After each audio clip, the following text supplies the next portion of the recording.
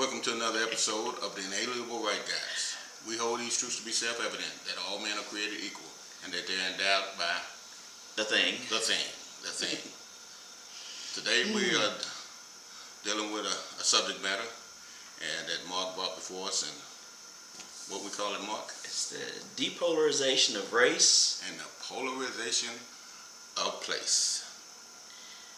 There's an article that was a few days ago in the Atlantic, which is not a right-leaning rag, if you will, by any means. And the main gist of the article is that the left really, as much as they want to try, and we know that they still will, they really can't talk about the lack of diversity in the Republican Party and on the right. In this election, we've already seen there's been quite a few seats taken up, new seats taken up by Republicans all across the board of all different ethnicities. And so the idea that that they're just the old white supremacist party is being roundly thrashed. So that's kind of what we wanted to talk about. And the identity politics that the left plays so well. I mean, that is their playbook. That and class warfare that they play well.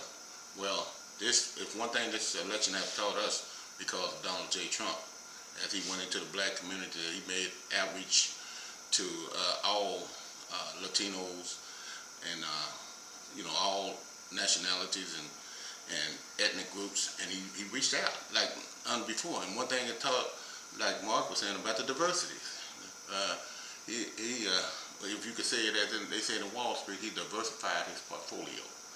And we seen as the election results come in that Joe Biden lost great strides with these people, even worse than Hillary, gains that Hillary so-called, or even Obama had in some of these minority communities with non-whites. So we thought this would be a good subject today to let America know that the narratives that's being sold, all the monologues of the television that's saying that Biden won more popular votes than any man in history, it's just, as Mark was saying, it just don't pass the smell test. Not at all. It's one of the things that we talked about prior to starting this video, is I think that's going to be one of our biggest things, is trying to fight that false narrative. We've talked about it several times now in our videos. The mainstream media, the big tech giants, we know that they're all in this together. And they're pushing all these narratives, have been pushing these narratives for years. I mean, you only have to look at Donald Trump and what happened with him. They've tried to destroy this man's character since day one, even before he was even before he became the Republican nominee. They were calling him all kinds of names. I think we mentioned this before, but they did all these things, tried to call him all these names that prior to that, they never said anything like that. Nobody ever said anything like that. We've mentioned it before about how, he got awards from guys like Jesse Jackson and Al Sharpton and stuff, for work that he did.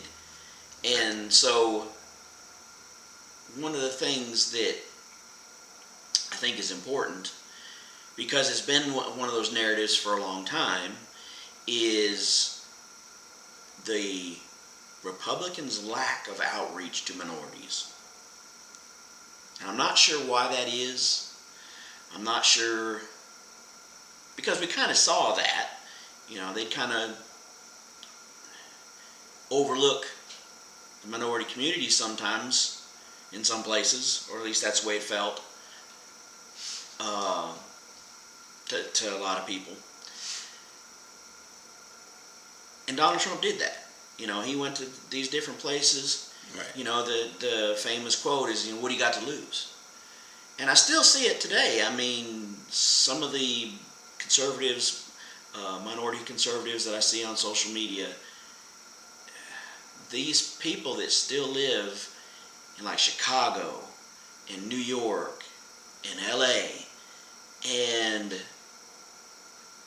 it's like, Well, I can tell you that Donald Trump, the Republican Party owed Donald Trump a debt of gratitude. yeah, they do. Because he have showed them all this, the things that they've been talking about for many years about being about diversity, wanting to do that, while all of a sudden them on the left just great panderers. They you know, Hillary got hot sauce on her swag back. Yeah. You know, they want to put y'all back in change. The fear factor that they instill on them, and to get to one of your questions, why it seemed like the Republican Party and never made strides in the black communities or the minority communities, I believe is because of some of the leaders over the black community that's running interference.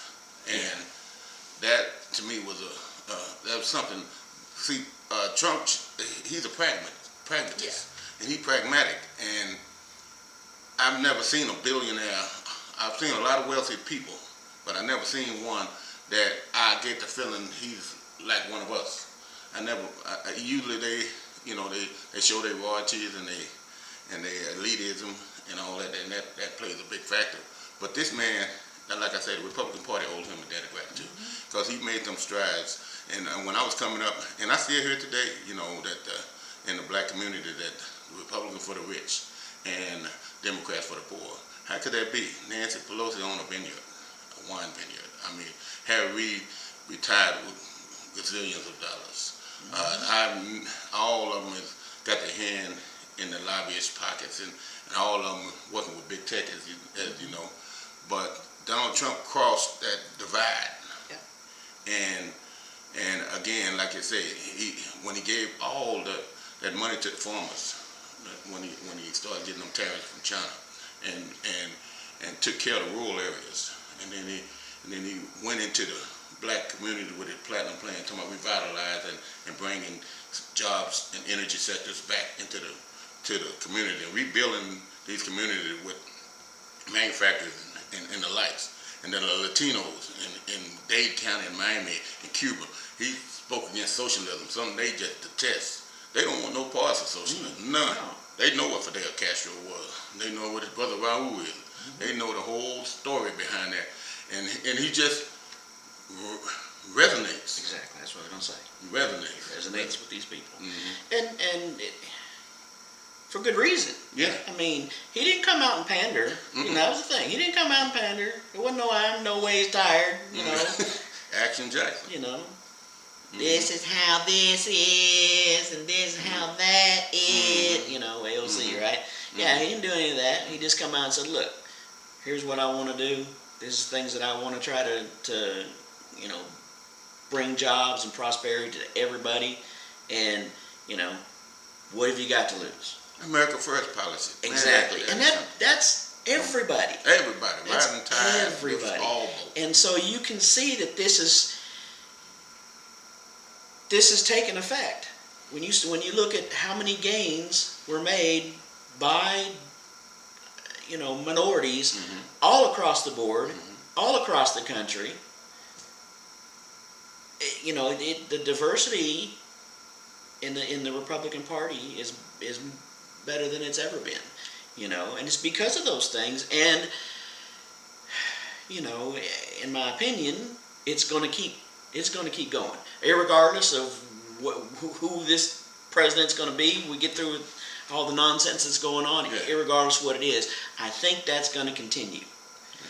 For the same reason, is there's such a divide that if Donald Trump continues for 4 years, he's going to continue to try, just like the Platinum Plan, he's going to continue to be pushing these things to make all these communities better. Mm-hmm. On the other hand, like we talked about in our last video, Biden's really going to be kind of a lame duck. He really is. If the Senate remains with the Republicans, which it looks like it's going to be, and the Republicans have gained, House seats too. Mm-hmm. I think it's 218 is the median, and I think we're up to like 209 or something like that, 209, 210, something like that. So they still have the House, but not by much. Okay. And so I think both those factors are gonna pretty much, and so he's not. Well, we already know that he's not going to do anything anyway. Mm-hmm. We already said last time that if he gets in there, all this stuff that that the left wants, and all these things that so many of these people come out and say, oh well, he's going to do this for us and he's going to do that for us, whether it's health care or reparations or whatever other stuff, it's not going to happen. They're not going to get that done. See, and when we're talking about this polarization that the Democrats or the left has against minorities, they polarize them so much that they really, demographically or monolithically, they can point them in certain directions and count on them to be at that spot where they want. When Donald Trump came in and started lifting up, to me it's like the left is like slave masters. They saw what they owned. They saw something that was happening that was beautiful. And that's why I wanted 4 more years of this. I think this would have been this would have complete the other half of what's going on. Mm-hmm. And like you were saying, I ain't as confident that it will continue if somebody on the left took the reins. Right. But I was seeing it around me in my communities, around my environments. I was seeing prosperity in the minorities. They was rising. They were small businesses, just popping up everywhere. People's getting a little savings now, and all of a sudden they're thinking about their future and the likes. And so, I just wanted Donald Trump in there for some more time, because I believe we'll continue if this turn out the way we thinking it will, and he gets another 4, then whoever takes the reign can only carry that. Because what Biden can do is executive order himself to death. Oh, and he's going to. He's going to do that. That's exactly what they're going to try. But I think it's that division. Well, number one, I want to say that what you just said about what happened up to this point, that viral video from that gentleman Gary Lamb, mm-hmm. that Donald Trump pinned that to his Twitter. Him talking about him busting his behind and realizing that because of what Donald Trump had done, he was able to kind of work up and doing better and all this stuff. And so that's what I'm thinking is, like I said, you've got the people that, like I was talking about in these cities, that they're stuck in that mindset. They're stuck in that mindset that they're stuck on that plantation. So you think what you're saying is that the foundation has been laid. Yeah, exactly. Mm-hmm. Yeah, that foundation has been laid. Mm-hmm. And so, either way it goes, I think if it goes the other way, if Biden wins, mm-hmm. and he's not going to be able to do all this stuff, and the stuff that he wants to do, if he gets it done, mm-hmm. is just going to create more problems. Exactly. That these people are going to see it. They're going to go, okay, wait a minute. We were, like this Gary Lamb. We're here. We're working our behinds off. We're hustling, just like we said last time. You're hustling. You're working. You're doing better, and all of a sudden, it's like the wind's taken out of your sails. Yeah. All of a sudden, we got open borders. We got all these people pouring in. Now we got, they're all getting everything, and all this is going to be like 400% increase in black-owned businesses under Trump. That's going to go blow away. Because all the regulations, all the stuff that he put in to try to build these things, mm-hmm. are going to be gone. You know, they're And gonna they're gonna America. because that's their agenda, which they've brought it out and talked about it. Their agenda. That's what's going to happen. They're going to try to redo or undo all these things that Trump did. And so I think that's what's going to happen. Is you're going to see these same people that were out there hustling and doing good. All of a sudden, all that's going to change, and they're going, this is crazy. Oh yeah. And I think so. I think that's steadily going to keep going. One other thing that I wanted to say, because I meant to say it in one of our other videos, and you and I have talked about this, and I love the analogy because I think about it all the time. Is I brought this up to you before. If y'all remember the movie Life with Eddie Murphy, where they're in prison, and you had the little guy that was the gun boss. The gun boss. Mm-hmm. And he was always telling him, not to cross that gun line. You get out there, you run across that gun line, you're gonna get shot. And that's what it reminds me. What these people that try to keep blacks and other minorities on that Democrat plantation. That's exactly what I think of. Don't you cross that gun line? Right. You cross that gun line.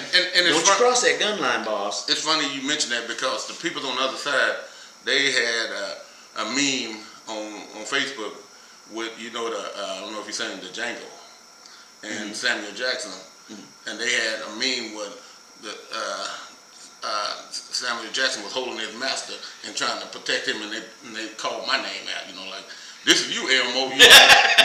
You trying to protect the white man and trying to the total opposite of what you're saying. The gun boss is here not letting the black man get ahead and cross the line and and escape, while they trying to paint me as somebody who's a Donald Trump supporter that trying to hold them back when Donald Trump is doing the total opposite. Yeah. He's actually freeing them. Yeah. And I'm showing them and telling them, go. I'm coming. But they got me in the role of you modern Harriet Tubman. Yeah, exactly. But they got me as that master loving slave that's protecting the white man and the master, and when the blacks are coming at him, and I said, boy, they sure not to stretch it, don't they? Man.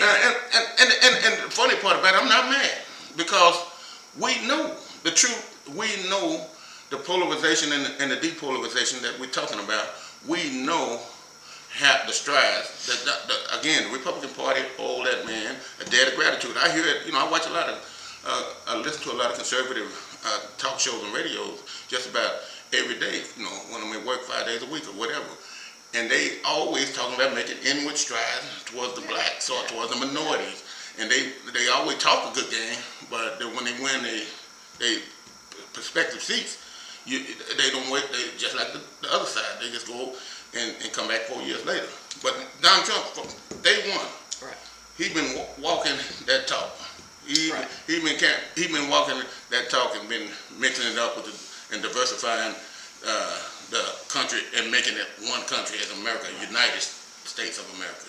Well, one of the things that I noticed, at least in a few places, some of these folks who were running, was the stuff that they were doing for their own communities. Joe Collins in California, Kim Klacik out there in Baltimore. Mm-hmm. If you saw the things that they were doing, as they're campaigning, as part of their campaign and all that, but at the same time, I know that Joe Collins out there that was running against Maxine Waters, he was out there doing, food campaigns for the homeless and doing, cleanups and all kinds of stuff for his community. Mm-hmm. And he said, that he grew up there, went to the Navy, came back, and there was just a ton of things. I kept track with him on social media, and just a ton of things that he was doing for his community. Mm-hmm.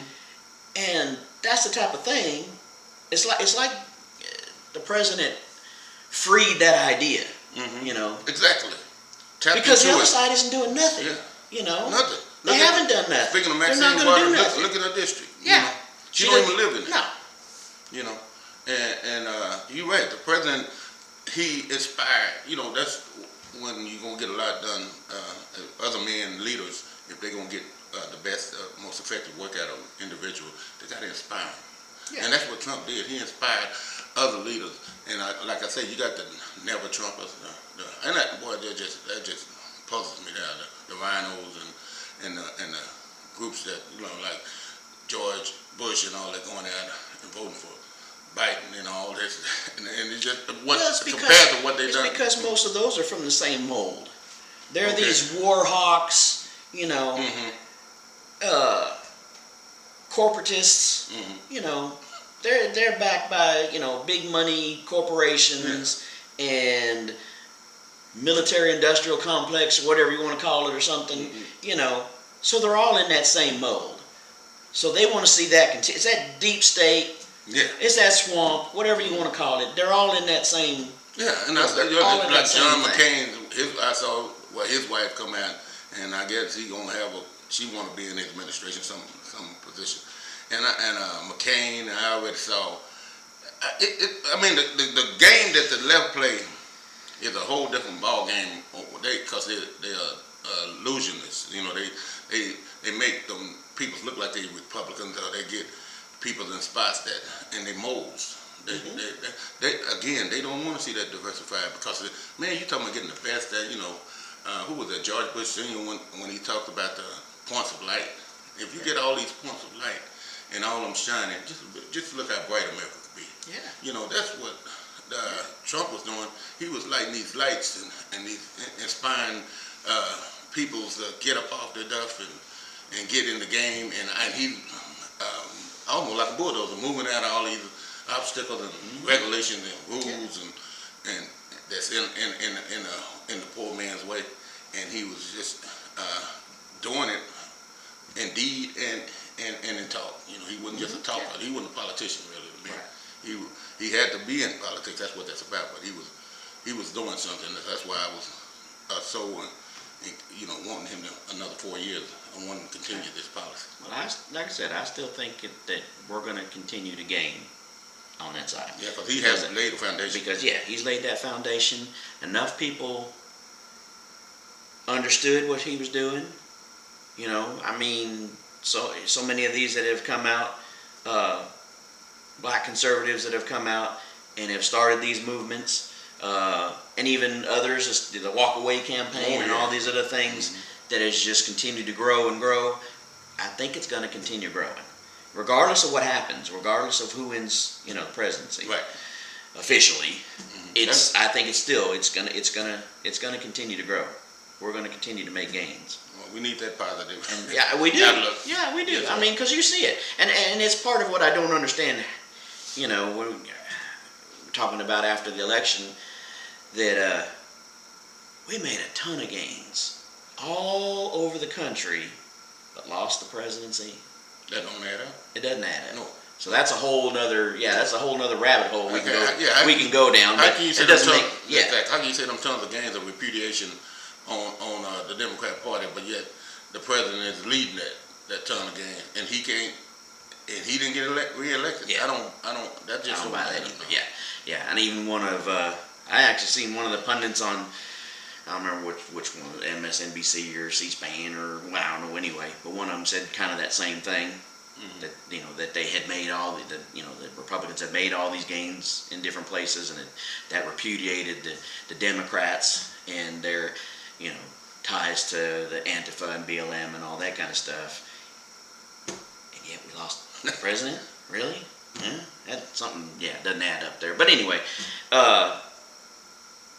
basically that's kind of what we're going to talk about, this depolarization of race, because I think we want to try to keep up the fact that we're a lot more unified than really people want to think, and Exactly. So I think that people are seeing the differences that we had, or we were supposedly had in the past, are not as big a differences as the narrative wants to put it out there, and that this is continuing to grow whether Trump is there or not, and I truly believe that it'll keep growing, and that's what I'm hoping for. And as Mark and I was talking, the more I talk, the more I I agree with just about everything he said, because we wouldn't be doing this show apart from Trump's diversifying. I mean, we're a family as far as our faith and everything, but to show America, we feel America needs more of this, and as a result of Trump making inroads, and we seeing all our conservative black friends out there doing videos and just having a good time, just having a good old American time. And we thought it was time that we do something like this. That's one. And then another thing that worked positive for me, I had cut off the NFL, and I thought that, prior before that, I couldn't live without it. But man, I've been doing fine without it, because it's about patriotism. I mean, if you don't like the flag or the country, I don't understand that. That don't compete with me. And Trump making America first and making America great and doing it, it has resonated with us so well that we just want to say we inspired to continue to build on that foundation that he laid. Yep, I agree. All right, well, thank you, folks, and we'll see you on the next one. All right.